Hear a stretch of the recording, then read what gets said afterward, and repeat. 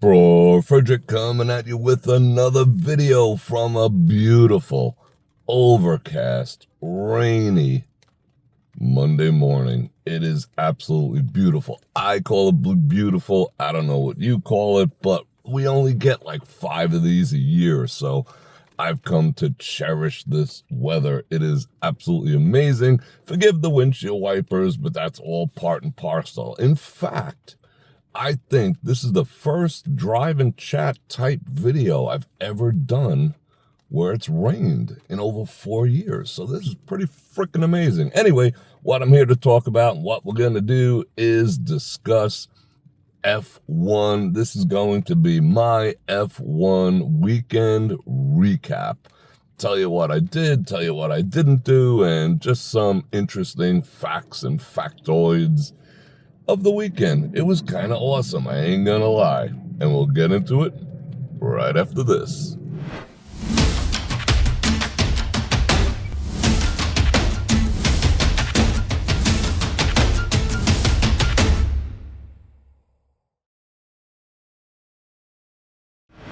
And we're back. All right, let me clear the windshield for you. There you go.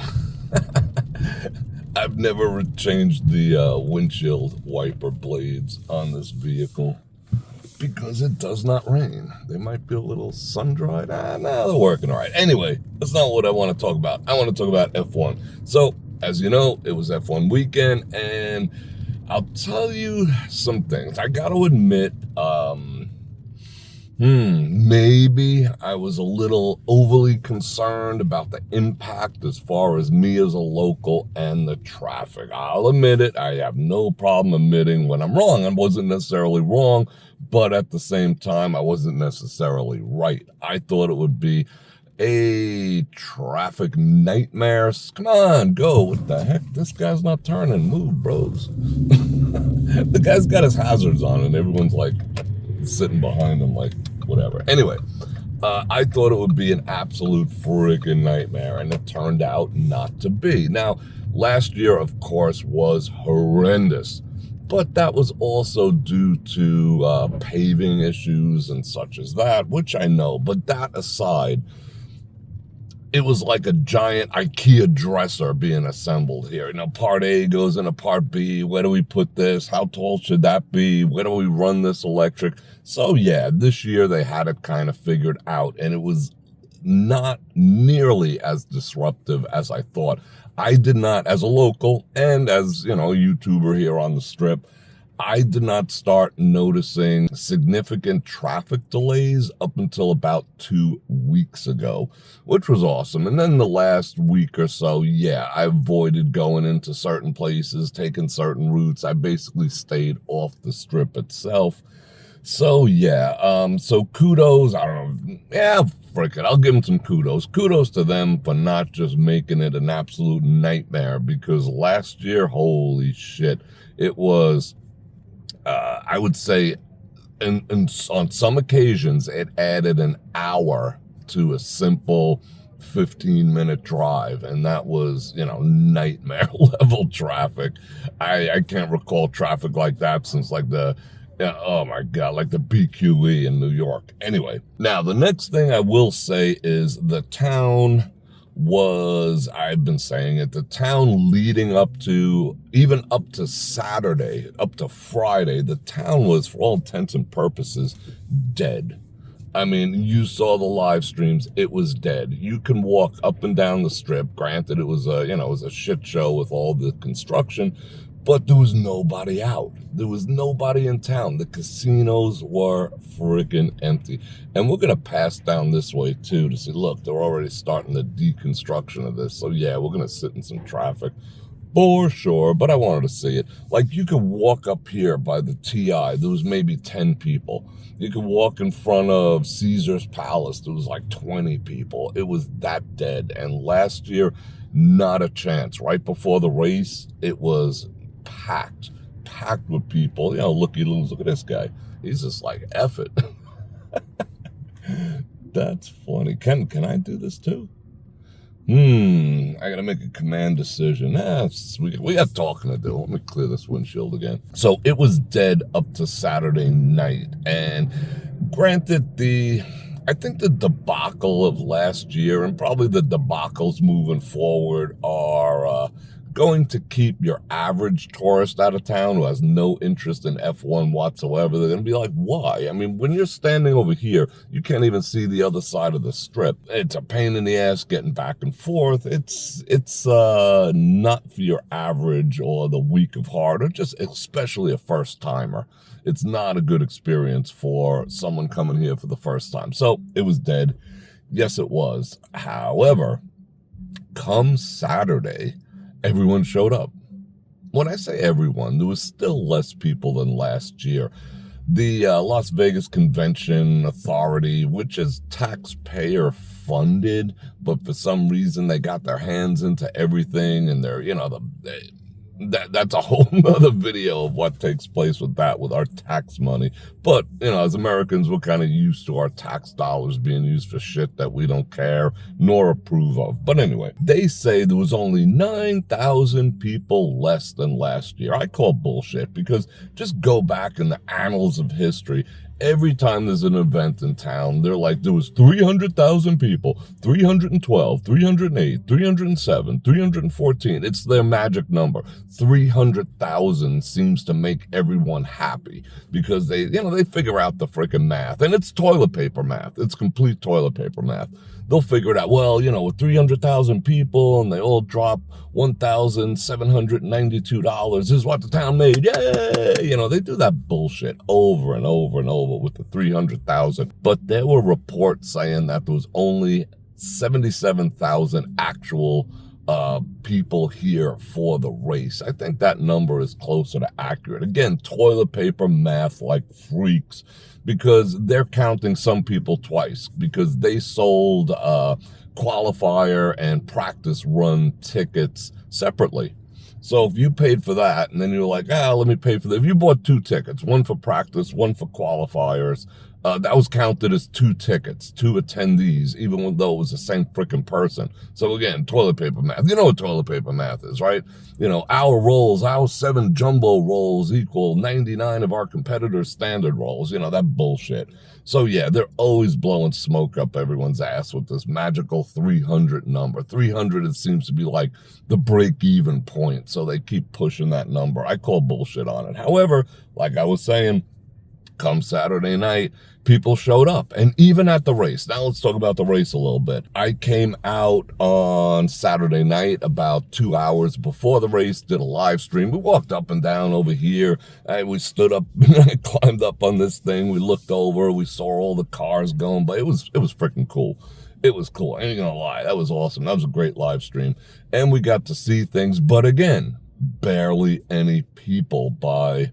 What the heck is that? Is this a TV up there? Is that a telemetry? Nope, that is, what the heck is that? I'm thinking about that thing. I don't know what it is. I don't care. It's going away soon. Anyway, it was dead on Saturday night. There was some kind of squall coming in, so it did get a little windy. Everyone was concerned, not to be concerned. That was good, but it was dead. Now, suddenly, right before the race, a friend of mine had grandstand seating, and he said it was empty in his area. And his area holds a couple thousand people. He said it was at maybe 20% capacity, and they got there an hour early, and it was a 20% capacity up until about the last 15, 20 minutes. You cannot tell me that everyone just decided to show up 15 minutes before the race started, with Sylvester Stallone being there and all the other bullshit. I doubt that for a minute. Now, where did all these people suddenly get tickets from? I mean, they just came out of nowhere in hordes. I don't know. I don't want to get all tin hat about it, but there was something fishy about the attendees at the last minute. I don't know where they got their tickets, how they got their tickets, but suddenly they announced, hey, guess what? All the tickets, it was a mad rush in the last 45 minutes, and everyone bought their tickets then. StubHub and various other places. All right, whatever. But That all being said, they also admitted that it was only 9,000 less, but that's just counting individual tickets. That's counting block purchases because you have all the sponsors. You saw my shirt and everyone else's sweater, AWS, CloudStrike, all the sponsors. They have blocks of tickets, like absolute blocks of them that they give away and whatnot. So whatever. I'm not here to rag on them, but the attendance was not what it was last year. The people in town just enjoying Vegas as a whole was deadness. However, I think we're going to sit here for an hour. I better have a lot to talk about. This construction will take about a week and a half to 2 weeks. They actually packed this shit all up and put it over on Koval in this giant empty lot. Anyway, did go out after the race on Saturday night and went over to Bellagio, typical place that I like to spend time with my bros because my bros were in town for the race.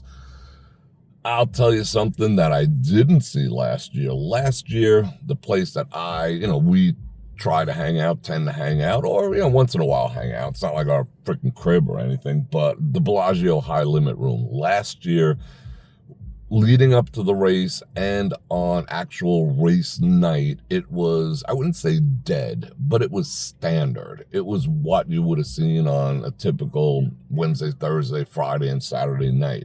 However, this time it was dead Wednesday, dead Thursday, picked up on Friday, and then on Saturday after the race, it was standing room only. We didn't get our usual reserve seats and chill out. It was packed in there. So that was something that was abnormal, and they had all the cocktail waitresses in full force. Who did we meet there? Met a couple of people. I'm not a name dropper per se, but like people like, what's his name? The fighter Canelo was there with an entourage of giant goon guys, to protect him and whatnot. And there was some famous people in there. The new Batman dude was in there. Whatever. I don't really get impressed with all that. I think I'm missing the boat because all these people are circumventing this freaking light except me, and I'm standing behind this Kia. Anyway, so it was packed in there, but I also went back on Sunday. Because, again, friends in town, we have a coffee, blah, blah, blah. All right, dead. It went back like someone pulled the plug. It went back to being dead. There was 10 people in the high limit room. Like a Sunday night isn't the busiest night, but again, it's the high limit room. There's usually at least 50 people in there, but there was 20, maybe. Anyway, so what did everyone run? There was just something odd. So it was just Saturday. People came into town, bought a ticket, and then ran home that night. I don't know. I call bullshit on a lot of it. However, the race was awesome. What I thought was funny too was a couple of racers came out and said, the drivers came out and said, wow, this town smells like 420. They said, check this out. One of them said, I can smell it in the car. I mean, I guess he has a sensitive nose, but driving around in an F1 racer, this driver was saying he could smell the amount of 420 that's in the air. And the other one, what's the other statement? He said if they did, DRUG testing, can't say the word, testing on the racers, we'd all test positive because the Las Vegas air is just full of 420. Accurate statement. A very accurate statement. If you've been to town, you know that, the smell, and it's kind of, and maybe it's a little embarrassing that, a driver from other countries have to go, holy cow, you guys got a 420 problem. Well, not maybe a problem. It's just weird. All right, the last thing I wanted to talk about, I got to get out of this traffic. Holy cow. I did not anticipate this. I don't know why they have these 4 lanes shut down for absolutely no reason whatsoever. I think I got to bail and hang the Yule Brenner over here. Anyway, I think that's what I'm going to do. Should I run this cone over? Yeah. Okay, let's do this. All right, I got something to tell you. Don't go anywhere.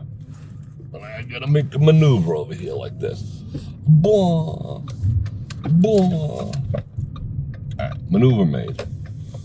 I gotta go back from whence I started. All right, what are we talking about? Okay, the last thing I wanted to talk about, and I think the funniest thing was, and I want to hear your opinion. If you were here in town for F1, let me know. Let me know what you saw.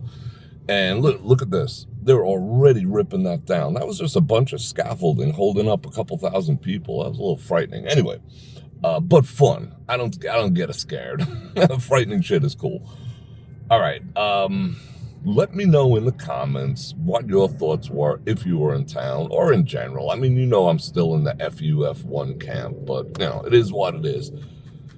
Now, have you ever seen one of those rickshaws, the new thing, you know, the pedal bikes where they put the passengers in the back? Most of them are electric assisted. Obviously, one dude is not going to carry 5 people and pedal uphill. They are electric assist. And, you know, I think the pedals, if I'm correct, I don't know, correct me if I'm wrong, I think, let me get over. I think that acts to charge batteries per se. He's actually pedaling a generator, not the actual thing. I don't know. You tell me. I gotta figure out. Forgive my interruptions, but you know, I gotta watch in this traffic here.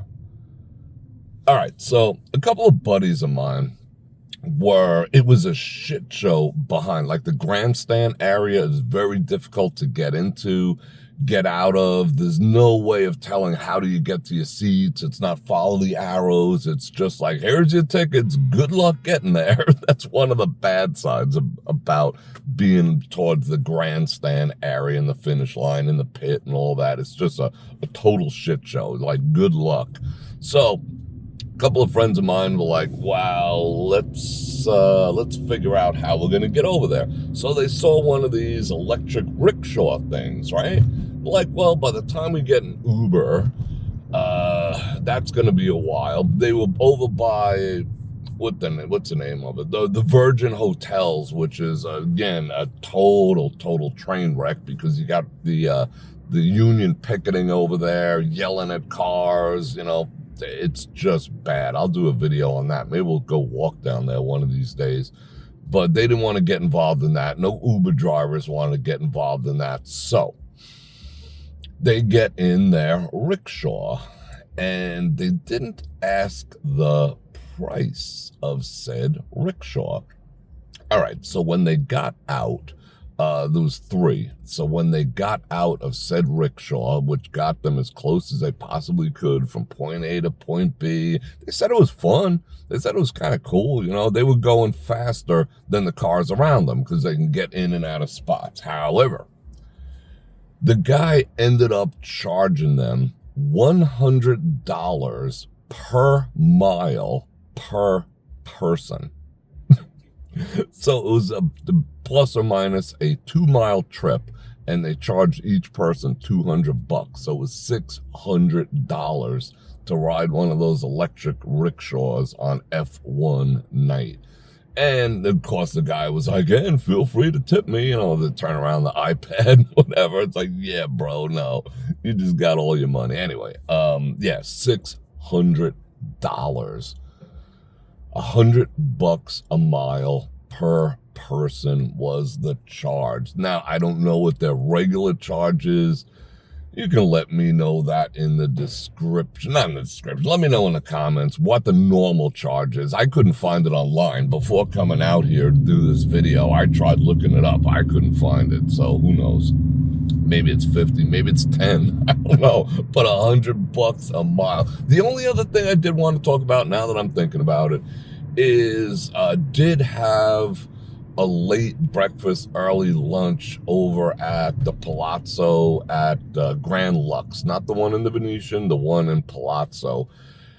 And what the heck did I have? Everyone else had like breakfast fare, even though it's not on the menu. It says no breakfast after 11. They accommodated us, which I thought was pretty freaking cool. And I had a massive, like carnivore salad pretty much, because that's what I eat.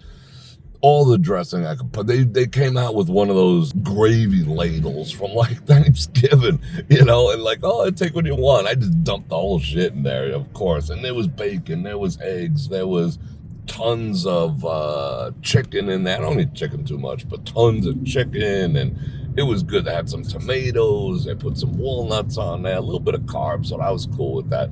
And it was huge, and it was full and filling, and it was like $18.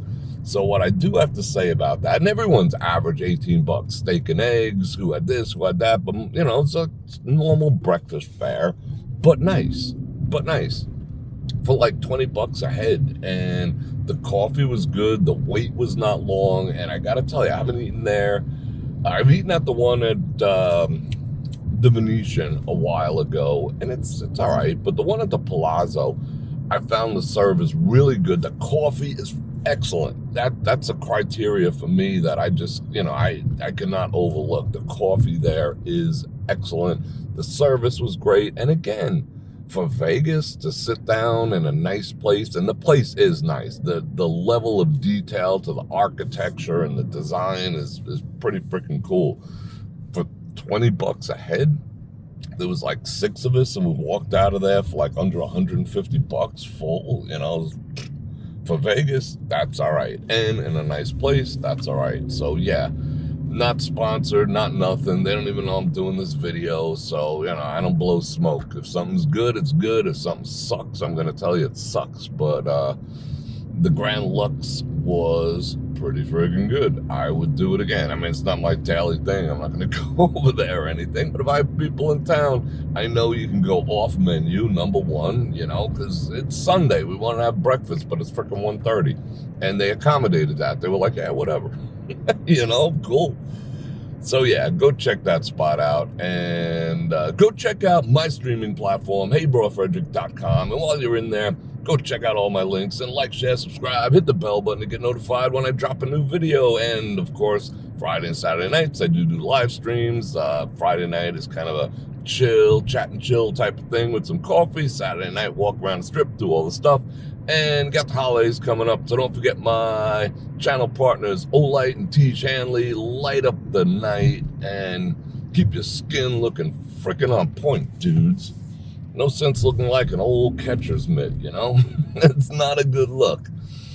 So yeah, I'm still sitting in traffic. I got a few missions to do today, and I'll catch up with you. Oh, you know what I'm doing? Tomorrow I'm dropping the Bellagio Christmas video in glorious 4K. I gotta tell you, this year's Christmas display over at Bellagio was on point. I've seen every single Christmas display since they started doing Christmas displays over at the Bellagio Conservatory.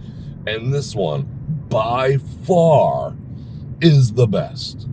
And I am a Christmas aficionado. I know what's good, and I'm like Santa when it comes to that. I'm checking my list twice and whatnot. It's just amazing. It's just lighthearted and old school, and Santa and elves and fireplaces and stockings and the tree and the reindeer and the sleigh. Yeah, it's what Christmas is supposed to be. Wow. So stay tuned for that video. And on that note, Bror Fredrik out. Check the mic and make sure it sound right, boys.